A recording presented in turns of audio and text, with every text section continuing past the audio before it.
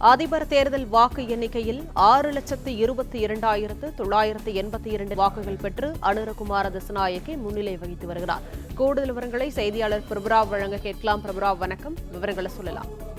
நிச்சயமாக இலங்கையின் 9வது ஜனாதிபதியை தேர்வு செய்வதற்கான தேர்தல் நேற்று காலை 7 மணிக்கு தொடங்கி மாலை 4 மணி வரை நடைபெற்றது. இந்த தேர்தலில் பதிவான வாக்குகளை இலங்கை முழுவதும் இருக்கக்கூடிய வாக்கு எண்ணும் மையங்களில், குறிப்பாக 1703 வாக்கு எண்ணும் மையங்களில் நேற்று மாலை முதலே தொடர்ந்து எண்ணும் பணியானது நடைபெற்று வருகிறது. முதலில் தபால் வாக்குகள் எண்ணப்பட்டது. அதிலும் தேசிய மக்கள் சக்தி வேட்பாளர் திரு அனுரகுமார திசாநாயக்கா முன்னிலை வகித்தார். அதனைத் தொடர்ந்து பதிவான வாக்குகள் அனைத்துமே தொடர்ந்து எண்ணும் பணி தீவிரமாக நடைபெற்று வருது. இந்நிலையில் இலங்கை ஜனாதிபதி தேர்தலில் பெறப்பட்ட வாக்குகளின் முடிவுகளை இலங்கை தேர்தல் ஆணைக்குழுவினரால் தொடர்ந்து வெளியிடப்பட்டு வருகிறது.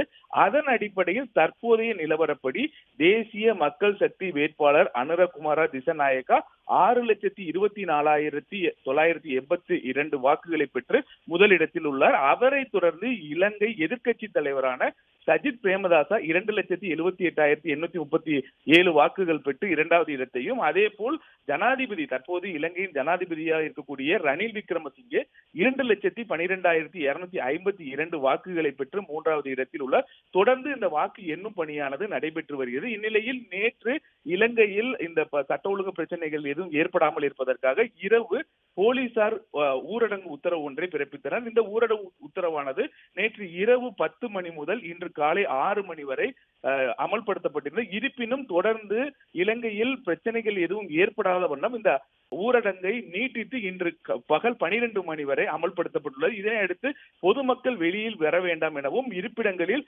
பாதுகாப்பாக இருக்க வேண்டும் என போலீசார் தரப்பில் தெரிவிக்கப்பட்டுள்ளது.